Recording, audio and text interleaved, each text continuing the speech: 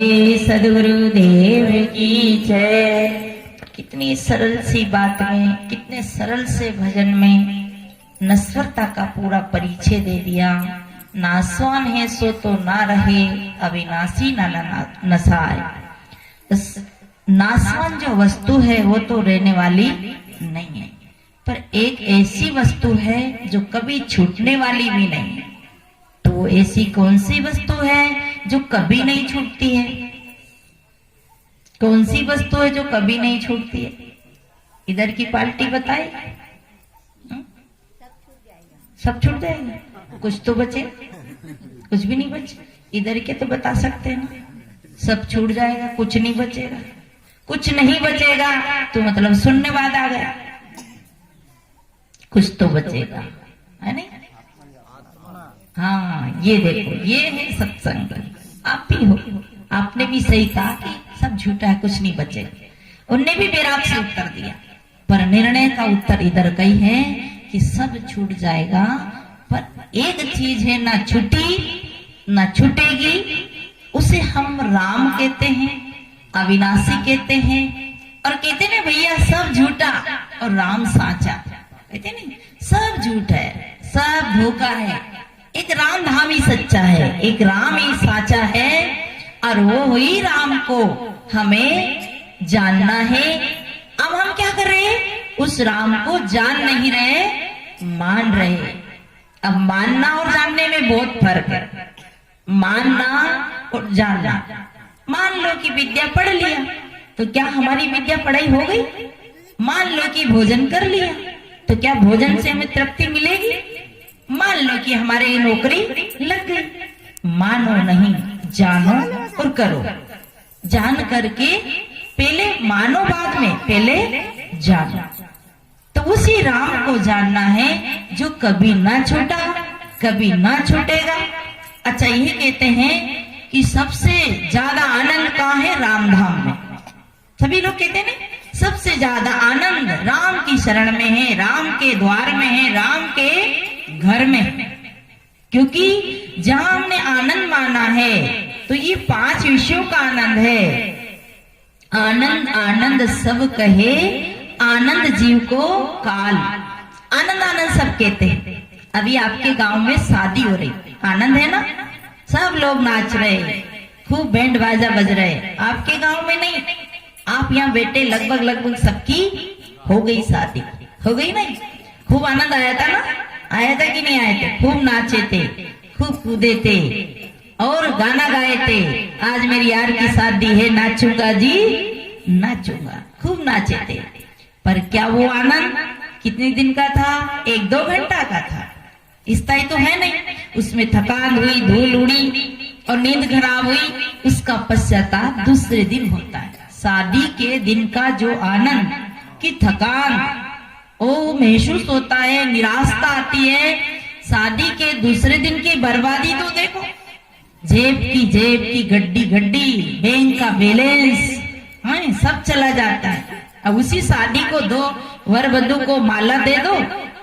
भाई जिनको पसंद है, एक दूसरे के साथ रहना पसंद है, उन्हें माला पकड़ा दो, माला दे दो और बस हो गई शादी। एक 5 रुपए की, 10 रुपए की मिठाई ले आओ, एक को एक लड्डू खिला दो, बस हो गई ना शादी। पर हम कितना आनंद के कारण ढोल बैंड बाजा, और उस आनंद में सुख कितना है वो तो अपना अपना अनुभव बताता है। शराब पीने वाले को भी आनंद आता है। कितनी देर आता है? आप लोग चाय पीते हैं कि नहीं? चाय पीने वाले को भी आनंद आता है। कितनी देर आनंद आता है? कितने लोग चाय पीते? उचाट करो तो, कितने लोग चाय पीते? मतलब बीच में गैप पड़ रही है, लोग नहीं पीते, ये ईमानदार है। चाय पीने में कितना आनंद आता है। देखिए, चाय हम बहुत अच्छी चाय बने तो कितनी देर पीते हैं? बढ़िया से बढ़िया चाय। वैसे छत्तीसगढ़ में अधिकतर काली चाय देखी जाती है, पर जो सफेद चाय भी बने, लाल चाय बने, उससे आप मटक के पियोगे, चाट के पियोगे तो 5 मिनट या 10 मिनट, और घाटी के नीचे माटी ही माटी। घाटी नहीं चढ़ी जब तक उसका आनंद है, जीभ तक स्वाद है। और जब वो चाय कंठ के नीचे गई, फिर क्या है? कोई स्वाद है? अब उस 5 मिनट 10 मिनट की चाय के लिए दूध, भगोनी, चाय पत्ती, कप प्लेट, ये वो सारा टंट घंट करो और फिर पीछे का आगे का खर्चा और समय 2-3 घंटा बर्बाद। कितनी चाय? एक चाय। बताइए, ये तो उदाहरण है 5 विषयों का सुख। चाय का कितना क्षणिक सुख है, उतना ही 90% संसार का कष्ट दुख और 10% के सुख में हम अपना जीवन को खपाते हैं, आनंद मनाते। तो लोगों को, हम लोगों को देख के लगता है कि इनको कोई आनंद नहीं है, इन्हें कोई, अरे वो आनंद तो वही बताएगा। मस्ते राम मुर्दों से पूछे, मुर्दे सुख बतलाओगे, मुर्दन में से मुर्दा बोला, मर जाओ सुख पाओगे। बहुत सारा मुर्दा पड़ा था, मुर्दों से किसी मस्त ने पूछा कि यार तुम्हारे टेंशन ही नहीं, तुम बेफिक्र होकर सो रहे, ना घर की चिंता, ना बीवी बच्चों की चिंता। सारी चिंता कब तक रहती है? जब तक हम जिंदे हैं तब तक। बताओ ईमानदारी से, आज तक कोई मुर्दे ने चिंता करी? और जिंदा रहे तो एक छोटा सा आधार कार्ड, आईडी कार्ड, कहीं मोबाइल नंबर कहीं गुम जाए तो मम्मी टेंशन, मेरा आधार कार्ड गुम गया, मेरे को झंझट लग रही, मेरी एक आसनी कहीं गुम गई, मैं कह रही मेरी आसनी कहाँ गई, झंझट मेरी आसनी। बताओ, सोचिए, एक छोटा सा कपड़ा, एक छोटा सा आधार कार्ड का टुकड़ा, एक नंबर, उसके लिए हम टेंशन कर रहे हैं और उसके लिए दिमाग खराब कर रहे हैं। और जब हम मुर्दा हो जाएं तो कोई टेंशन नहीं, पर हम मुर्दा भी नहीं होंगे, हमें तो मुर्दा करेगा मौत। और संत मुर्दा कर देते हैं, जीवत मरियो, बोलो जीवत मरियो और भवजल तरियो। और हमें मरने का भी तो नहीं आता। साहेब कहते मरते मरते जग मुआ, मुआ न जाना कोई, ऐसा होए के ना मुआ, जो भोरी न मरना हो। ऐसा हम मरे ही नहीं। और एक और बात बता दे, आप मरने से कभी डरना भी नहीं। हम लोग सब मरने से डरते हैं ना? मेरे हिसाब से तो कोई बिरला होगा जो मरने से नहीं डरता होगा। फिर डायरेक्ट काला सांप पे नहीं पकड़ना है, जेर नहीं खाना है, परंतु मरने से डरना नहीं। क्यों नहीं डरना? क्योंकि आपकी कभी मृत्यु नहीं हुई और आप कभी मरे नहीं। आप अविनाशी तत्व हो, अजर अखंड तत्व हो, उसका कभी नाश नहीं होता है। और जो नासवान है, जिसके लिए हम डरते हैं, रोते हैं, घबराते हैं, वो तो पक्का मरा मराया है। हमारे रोने से भी नहीं बचता, हमारे डरने से भी नहीं बचता। इसलिए हमारा कभी मरण, गठान बांध लेना माताएं, हमारा कभी मरना नहीं होता है। इसी को तो कबीर साहब ने कहा, माया मरी ना मन मरा, मर मर जावे शरीर। एक चीज और नहीं मरती, एक जीव नहीं मरता और एक चीज और नहीं मरती। वो क्या है? अधूरी साखी बोली मैंने, आप पूरी करो। माया मरी ना मन मरा, मर मर जावे, और क्या नहीं मरे? आशा तृष्णा ना मरी, के गए साब। तो संसारी जीव की, हम जैसे जीवों की आशा नहीं मरती, इसलिए हमें पुनरपि जन्म पुनरपि मरना, बार बार जन्म लेना पड़ता है।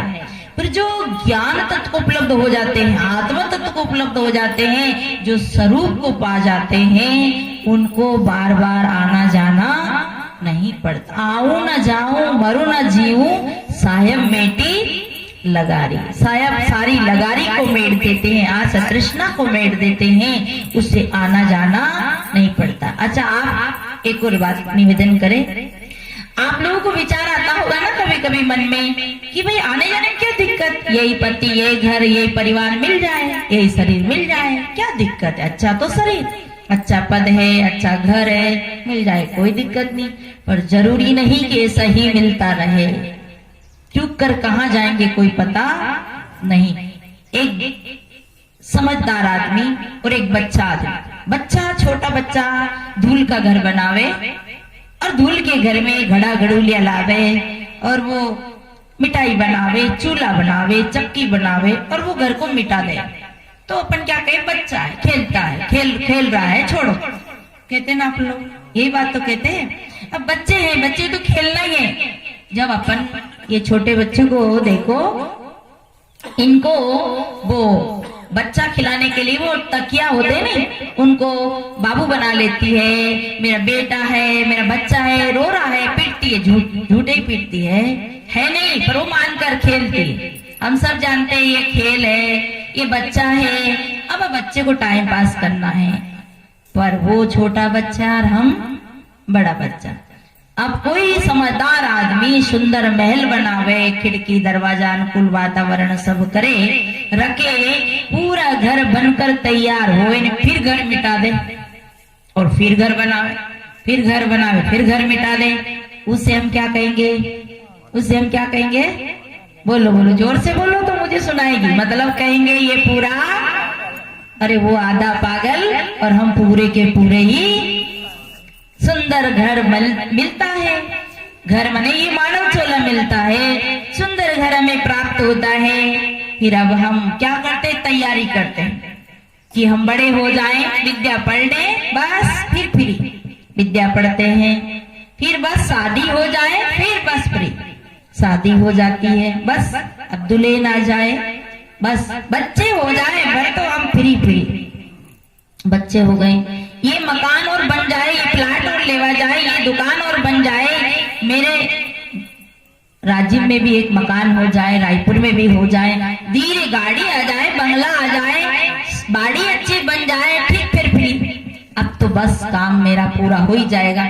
अब जान देना, बच्चा को और पढ़ा लेते हैं, बच्चा पढ़ ले, स्कूल चला जाए, मेरा बच्चा फर्स्ट नंबर से पास हो जाए और बस बच्चा की शादी कर दूं, बस पर फ्री। अब फिर शादी हो गई, बस बहू के बेटा का, उसको क्या कहते हैं, पोता, उसका नाम है पोता। नाग भी पोते और आपकी संपत्ति को भी पोते, उसका नाम रख दिया पोता। पोता आ जाए, बस काम फ्री। अब पोता आया, इतने यमराज की घंटी बजी, दादाजी का राम नाम। अब दादाजी यहाँ की तैयारी से निपटे नहीं, अब वहां तैयारी फिर चालू। जहां हम हैं यहाँ की सेटिंग जमाते जमाते हमारा इतिश्री हो जाता है और फिर हम दूसरी सेटिंग तैयारी करते हैं, वहां भी यही होता है। इसलिए बार बार घर बनाना, बार बार घर मिटाना। अब कोई जरूरी, कोई बांझ भी रह जाते हैं, कोई विकलांग भी हो जाते हैं, कोई होके मर भी जाते हैं। इसी बीच में कई धन की हानि, कई पुत्र की, परिवार की हानि, कई लाभ, इसमें रोते जन्मते मरते हमारा जीवन चला जाता है। बहुत दुख की खानी, तब बचियो जब राम ही जाने। हमारा जीवन ऐसे ही जा रहा है, बच्चों के खेल की तरह। अरे बच्चे से भी डबल बच्चे बन गए हैं। इसलिए मस्त राम मुर्दों से पूछे, मुर्दे सुख बतलाओगे? तो सब मुर्दा नहीं बोल पाया, एक बोला, अरे तुझे नहीं दिख रहा, हम जैसे मरे पड़े तुम भी मर जाओ तो सुख पाओगे। मतलब सारी चाहना कामना से रहित होकर, संकल्प विकल्प निर्विचार, यानी कोई किसी प्रकार की चाहना नहीं।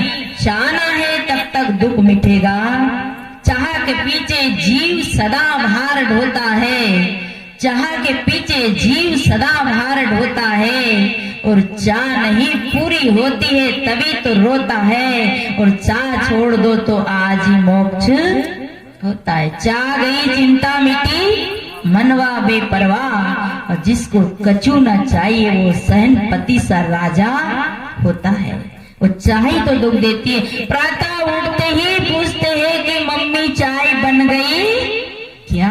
उठते ही क्या शब्द निकला? चाह। जिए चाह करके, जन्म लिया चाह करके, जिए चाह करके, और से आया वैसे ही हम चल दिया। मालूम में कहावत है कि लाल्या रे लाल्या, जू आया जू ही चालिया। मतलब जैसे आए थे वैसे ही हमने धन तो बहुत इकट्ठा किया, कर इकट्ठे जर मुल्कों के माली थे, सिकंदर गया तो दुनिया से दोनों हाथ खाली थे। और अविनाशी का कभी नाश पड़ता है, इससे मरियो रे तन काले करियो। अब यह एक और चेतावनी देते हैं, मरियो रे तन काले करियो। इस तन से हम कभी सेवा नहीं कर पाए, इस तन से हम आदर सत्कार नहीं कर पाए, आलसी बनकर हीरा गमा दिया।